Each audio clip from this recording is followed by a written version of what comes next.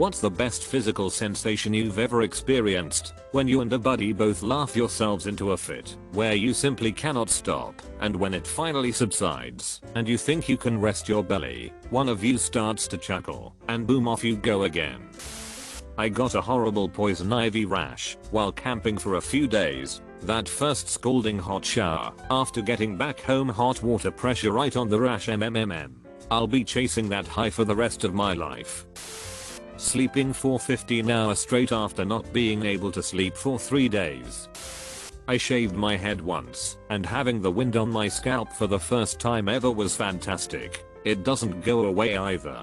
Every time I shave my head I feel refreshed, and you can do that thing where you pat your head and feel the little spikes.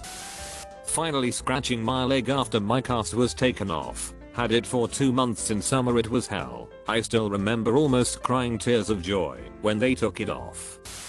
Peeing after having to hold it for a while. When your sinus has been blocked and it begins to clear, sometimes there's little pops, cracks, and one time a lengthy fizz. Feels amazing.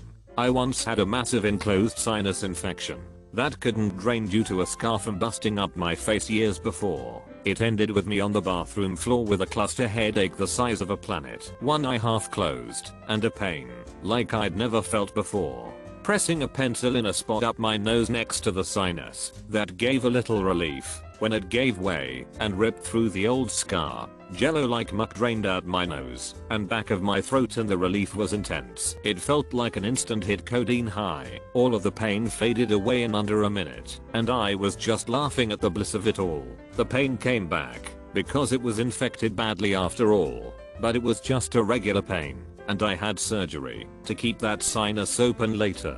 Never had anything like those few minutes high before or since. I work nights at a restaurant. Sometimes some nights I come home and my wife and 4 kids all fall asleep watching TV. The two that fight the most up against each other, to have them all in one room, quiet, at peace, fills me with great joy. I just stand there and look at them. Usually someone wakes up then, because I'm fat and don't sneak well. Then the rest, like raptors, start popping up to see what I brought them home to eat. But I cherish those 10 or so seconds. Massage. It's so relaxing. I got snowed in the Toronto airport once. After a couple of hours, I decided to treat myself to a message. The woman didn't speak great English, but I was able to communicate I wanted as much deep tissue as she could provide. I'm 6 feet 5 inches and was flying 3 days a week. I was pretty kinked up. It was soon very obvious she had those magic hands that some massage therapists have. She naturally knew where I was feeling pain, and in a very progressive manner she was relieving it. She started to work on a point in the center of my back. I wasn't aware of any pain in that area, but she had done such a great job. I didn't say anything. She was really pushing hard on one point, and there was this pop sound. She stepped back and quickly mumbled sorry. As I turned, I realized she had released my major feeling of pain 6 inches away in my shoulder blade. To say it was delightful doesn't do it justice. I got to the hotel and just wanted to sleep. I never understood reference pain until that minute. Because of the language barrier, she really couldn't explain to me how she knew that area needed attention. Even with perfect English, I think she just had an incredible ability to sense muscular problems. When my last dog visited me in a dream to let me know he loves me and is at peace, the vividness and feeling of euphoria in that dream are not even explainable in words. I watched my best friend, 31, die from a heart attack in the emergency room. I cried uncontrollably for a week straight. I was a complete wreck for months. One night I had a dream where he showed me around his new house, which was a beautiful mansion. He was so happy. I woke up relieved, as if a weight had been lifted. Thank you for sharing this. It reminded me of a really important dream I had. My mom had suddenly died in a motorcycle accident. I was 24 and in a very bad relationship and had a 6-month-old daughter. So things were tough for me, and then boom, my mom's dead. I had a dream that she survived the motorcycle accident and was bedridden and completely non-functional and miserable, and for some weird reason it helped me feel better about things. Thanks for reminding me of my dream with your comment. Last night I was laying in bed and kinda wiggling my hips to readjust my slightly herniated spinal disc. Well, I did something right, because I heard / felt this hollow clep sound back there, and felt instant relief. I can lift my knee almost to the height of my shoulder again. I almost forgot I had this much mobility. Mind you, I'm 40 BMI sack of lardench, but I don't live sedentary life. This backache was killing me for the past year, and now it's gone. Like, holy effing shit's finally gone. For now.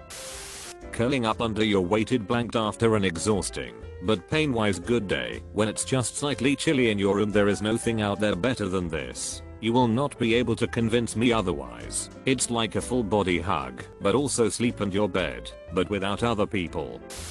I don't know the technical name for it, and have only ever ran into a couple in my lifetime. But basically imagine a metal whisk, and you cut off the bottom then cap all the point ends. Use this to massage your noggin, and it feels amazing. In the same vein, I'd go to a hairdresser weekly to get my hair shampooed by a pro, if it wouldn't come off so weird. When you're a kid and you play in the pool or in the ocean all day, and you come home and get a shower and go to your room and the air conditioning had been running, you've been playing all day and are exhausted, your skin is kind of tight from being in the sun and water, your eyes are tired from squinting, and you get in your nice cool bed and curl up and take a post-pool / beach nap. Amazing. Being at a live show of your favorite musicians. Extremely surreal. After being very sick for a month, my eustachian tubes reopened. It was literally orgasmic.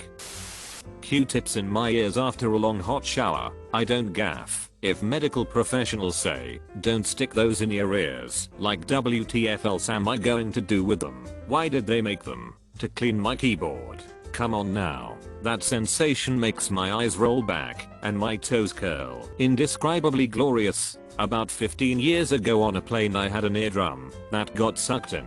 It was painful and took weeks to finally feel some relief, but began to notice that my hearing was muffled in that ear. It always seemed full. No amount of trying to pop my ears worked. I was in my 30s and was fearing that because of the sucked in eardrum incident, that it was causing hearing loss. For almost a decade I was leaning in with my good ear when having conversations with people. I went to my family doctor on several occasions, and each time he sent me to a hearing clinic, and each time they said things were fine. I knew that things weren't fine, and my family doctor finally sent me to an ear specialist. Specialist asked me the typical questions. I told him about the sucked in eardrum incident. He said that wouldn't have caused any hearing loss or a sense of being full after all this time.